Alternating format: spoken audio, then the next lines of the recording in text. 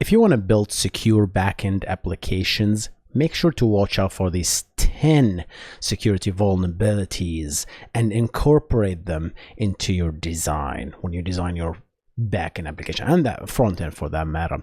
These 10 vulnerabilities are recommended by the OWASP Foundation, and every developer, whether front end and back end, should have familiarity of these vulnerabilities and just watch out for it. You don't have to fully implement it, just be aware of it, maybe because your application might not be applicable for these kind of vulnerabilities. How about we jump into it, guys?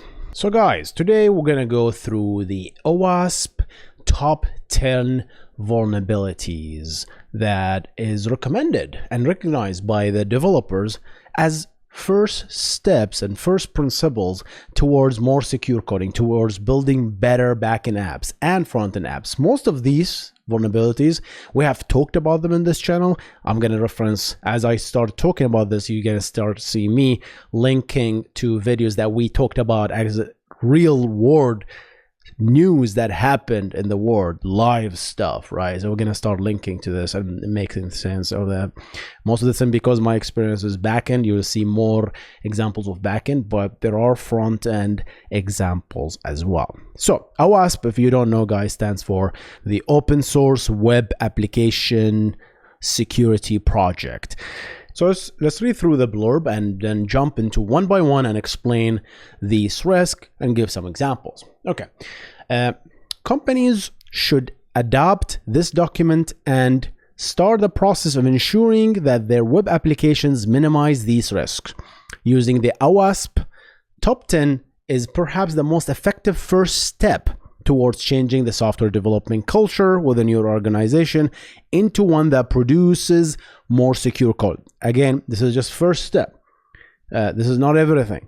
It's just a generalization of every possible attack into these top 10 categories. Are there more attacks that are not here? Obviously there are. But most of the time, 90% of the attacks can be fitted within here. And I personally didn't see an attack that is not really one of those 10, right? If you did, let me know in the comment section below.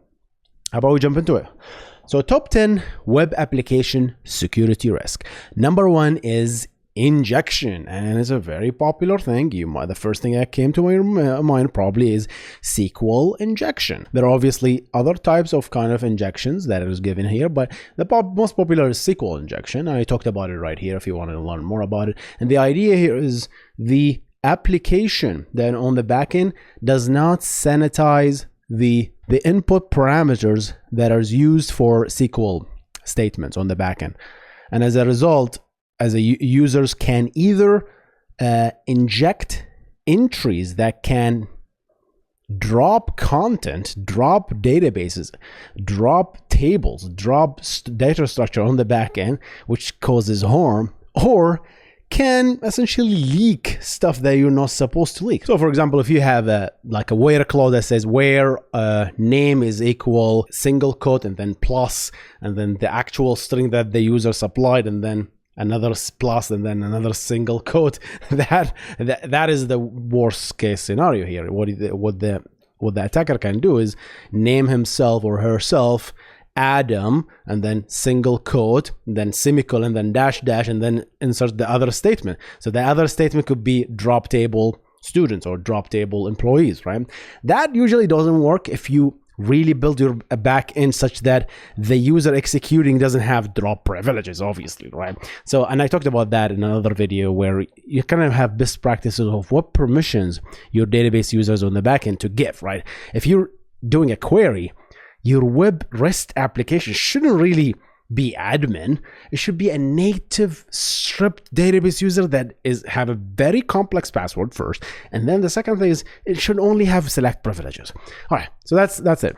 Another example is to get more content from the SQL. How do you do that? Basically say, hey, where name is equal Adam and semicolon dash dash or 1 equal 1. What you did here in this case, you just selected pretty much everything and returned it back to the user.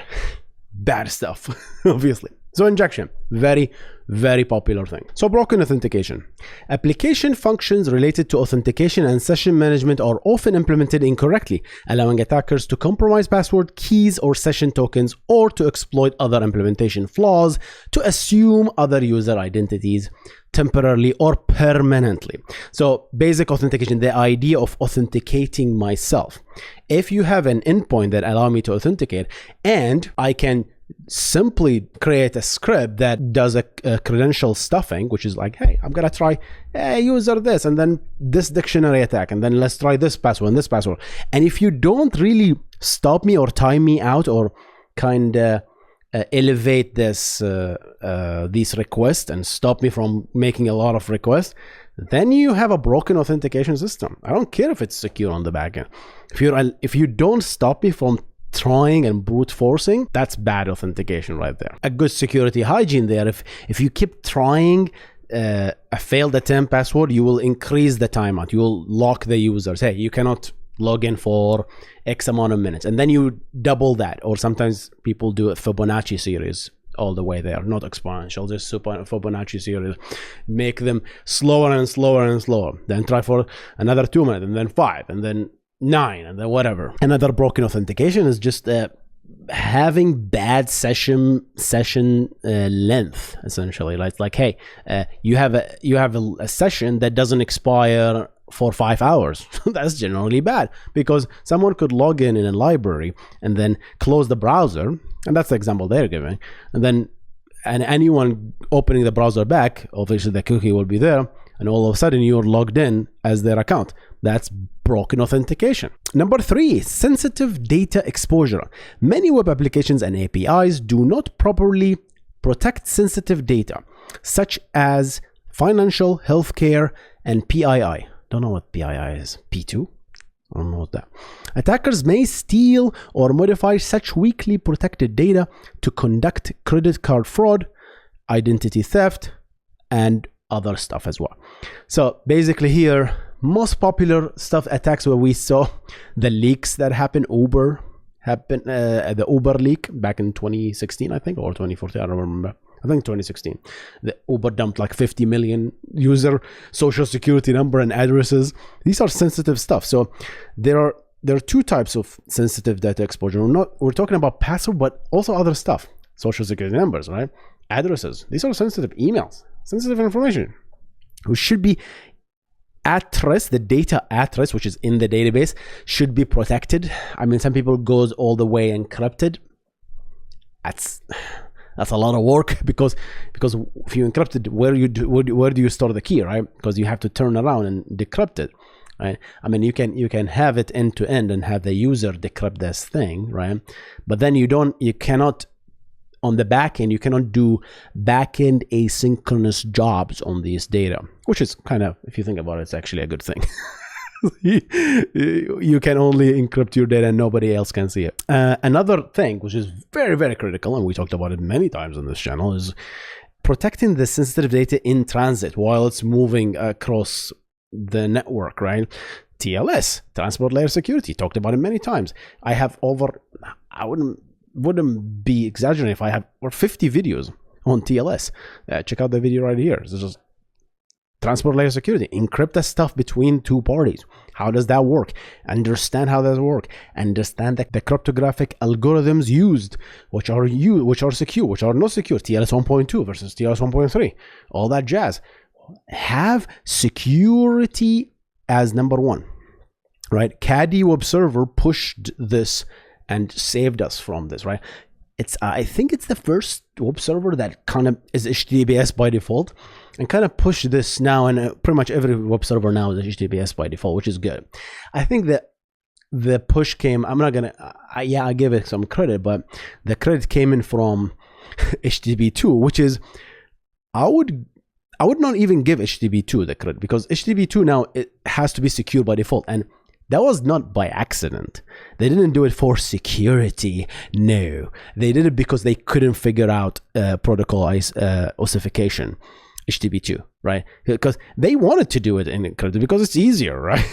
But browsers notice that everything is broken when they move to HTTP2. Why? Because middle boxes tried to verify how HTTP look like when things are transmitted on HTTP on port 80, and thinks HTTP2 is a completely breaking change in transmit, the actual in-wire protocol, not the application level, right? That's a completely breaking change. There's streams and headers and different stuff. So middle boxes started freaking out and started blocking that traffic and dropping packets. So they had to encrypt it essentially. So now that's why you see HTTP2 is always encrypted by default, and that's a good thing. But I see that as a side effect. It wasn't like something. It's like I guess it's a feature by design or by accident, which is a good thing. Now everything is like moved to security by default, which is good. I love that. So if you think about it, the middle boxes, the dumbness of these middle boxes actually pushed us to do better. What do you think about that? I think this is a good thing. The over restrictive aspects of these old boxes from 1992 in the internet that's sitting somewhere in the Atlantic Ocean actually protected us. How about that? I'm making things up. I don't know if there are routers in the Atlantic Ocean. Probably yet. All right, XML external entities. I did not see much of those. Yeah, I've used XML a lot in past life with SOAP, luck, right? But I haven't seen this. I guess I've been taken care of by other members of my team. These kind of things. But external entities. Let's read through this. XXE. Many older or poorly configured XML processors evaluate external entity references within XML documents. And external entities can be used to disclose internal files using the file URI handler. Internal file shares, internal port scanning, remote code execution, and denial of service attack can happen as a result. So to actually explain this, I have to open this up and show you the sample code they have. So XML guys, if you don't know, they have this feature that's called system entity. You can put the entity and you can give it a name, and then you can put a system, and then you can put a URI, a universal resource identifier, and you can put in anything you want. And that was like a feature technically, right? But if you put if you have a backend that you upload some XML to, let's say you can export and import, it's a feature. You're exporting and importing some stuff, right? If the attacker uploaded something like this and says, "Hey, this is my XML, and here's the file that I want you to read," it's such a URL, and it's pointing to the etc password, etc password. So what will happen here is, here's what it does: it reads that file and injects the content in this XML. In this case, it's called foo. So XXE, the variable, will be loaded from the etc password, put in the XXE variable, and then injected into the document. This is a feature actually, right? And then that new XML that is essentially parsed will be delivered back to the attacker, right? Obviously, that's very bad, right? So that's how it works. If you can do this, if the XML parser doesn't validate this properly, then things can go really bad. Okay, so that's essentially an XML external entity. I would really lump this number 4 with other ones that will come either, like a deserialization number 8. I would lump it there, but I don't know why it doesn't exist by itself. It seems odd a little bit. I might be wrong there. Let's go back.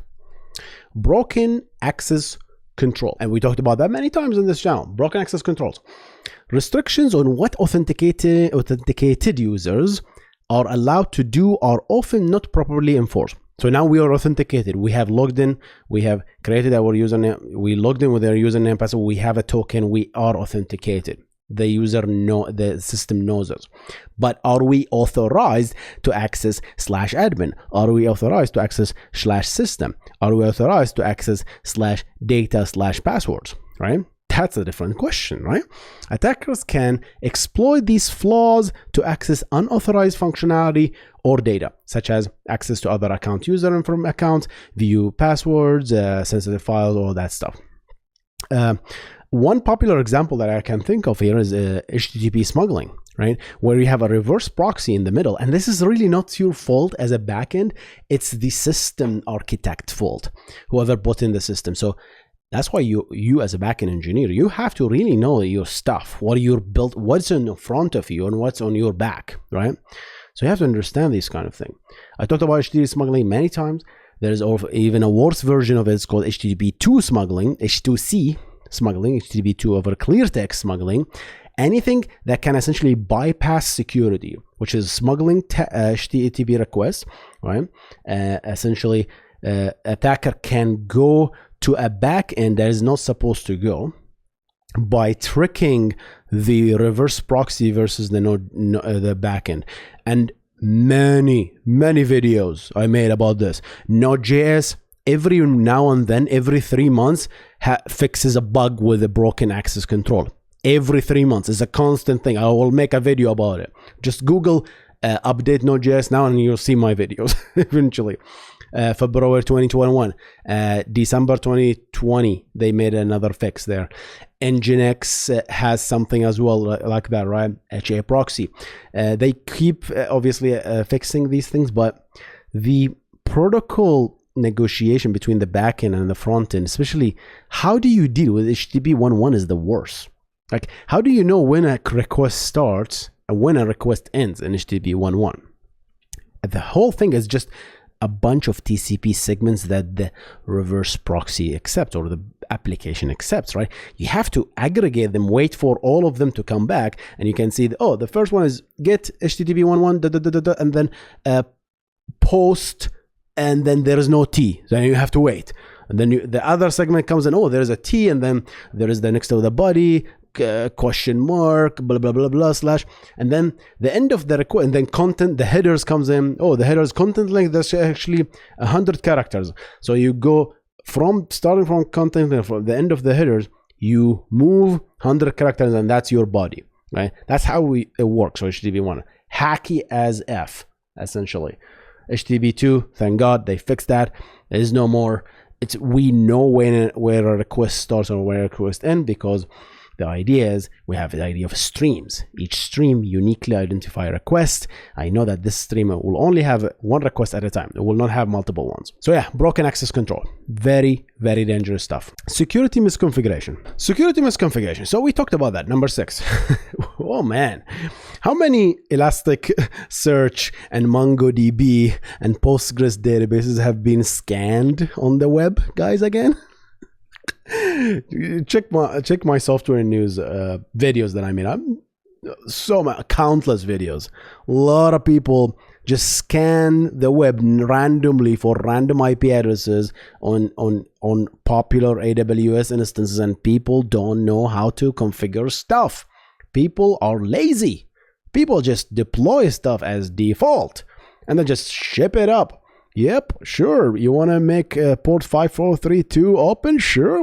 Open the firewall. Let it in. Why would you possibly think it's a good idea to expose the database to the public internet? There is no use case on earth that I can think of that your database should be exposed to the public internet.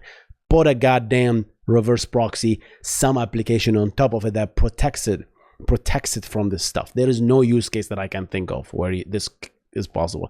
Security misconfiguration, or having this Postgres configuration that is like HBA, all MD5. It's like, hey, allow everybody because it's easy. Yeah, I do it in my tutorials, but I tell you that this is bad as well when I do it. I'm just lazy, okay? Okay. This is commonly a result of insecure default configuration, incomplete ad hoc configuration, open cloud storage, misconfiguration HTTP headers, all this stuff. Misconfiguration, very, very bad stuff. All right, so far it's all backend. Here's one front end. 7, cross-site scripting.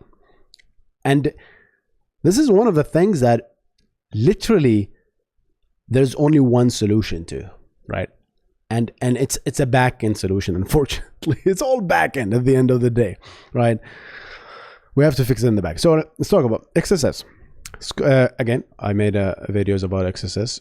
Check out right here. And there is a bonus, the cross-site request forgery, if you want to learn more about that as well. So XSS flaws occur whenever an application includes untrusted data in a new page without proper validation or escaping, or updates an existing web page with user supplied data using a browser API that then creates HTML or JavaScript.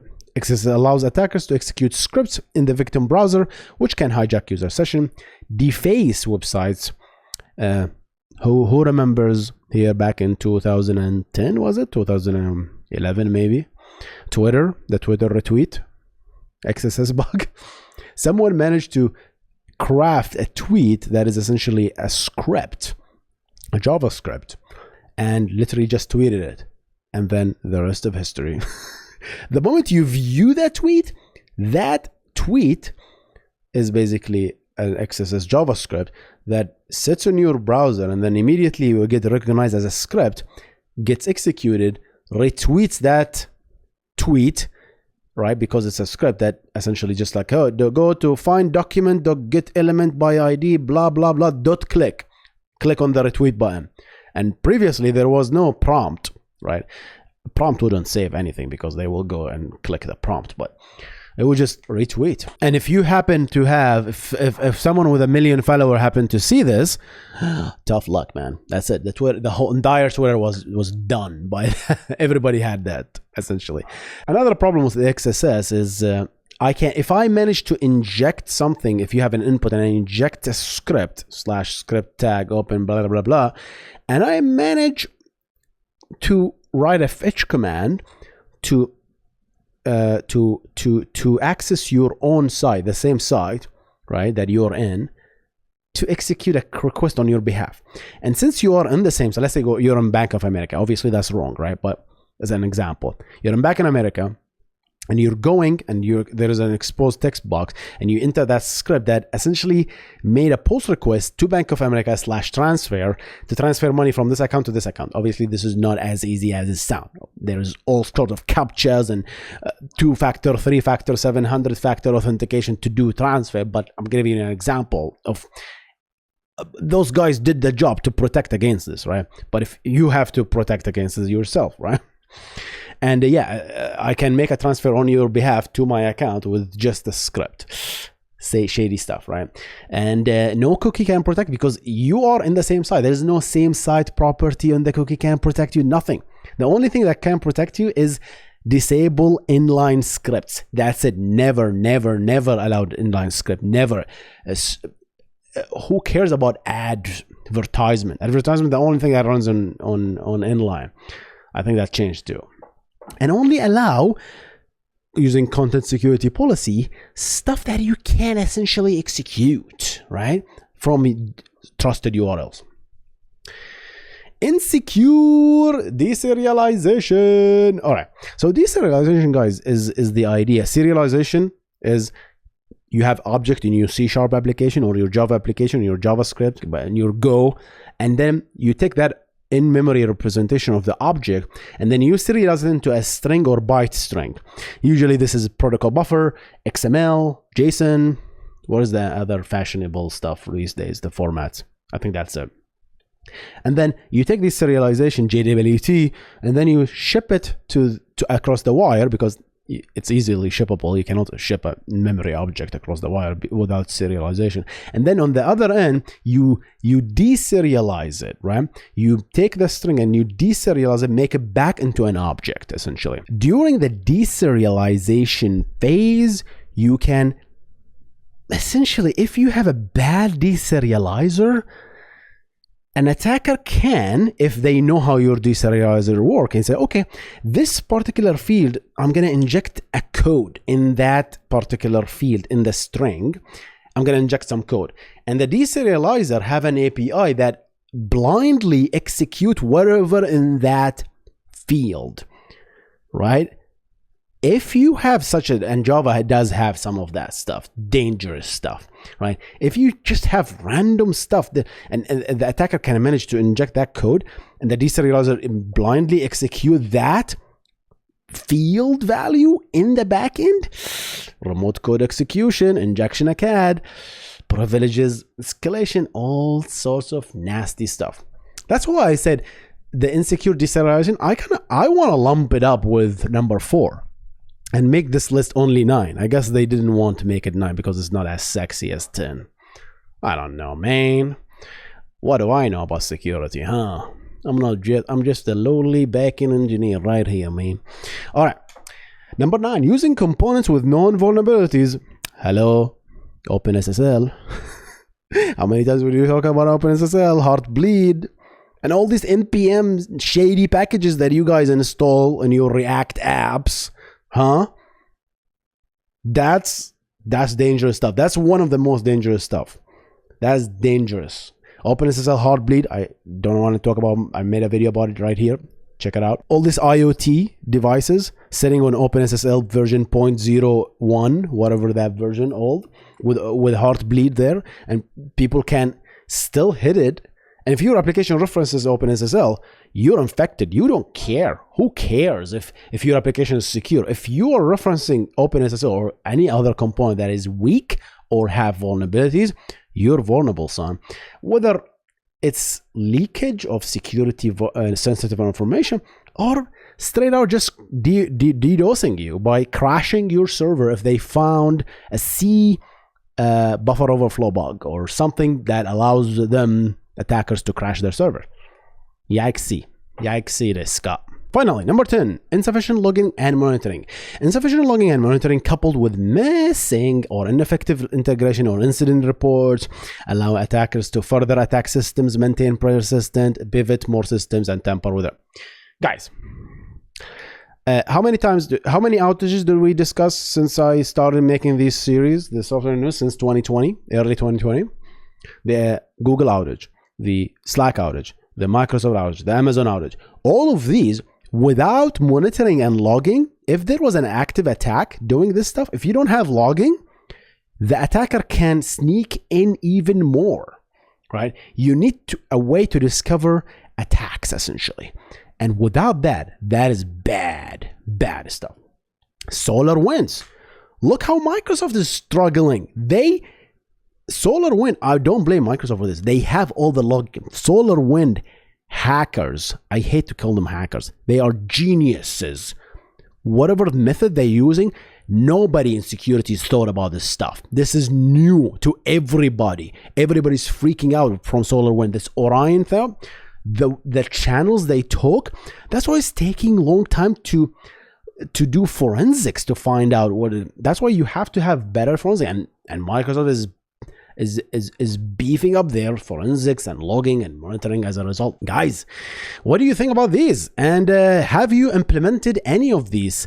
You don't have to implement. Maybe you don't have SQL. Maybe you don't have all of these things. Maybe you don't have XML, right? You don't have to worry about all of that stuff, but just something to essentially be aware of. All right, guys, that's it for me today. I'm gonna see you in the next one. You guys stay awesome. Goodbye.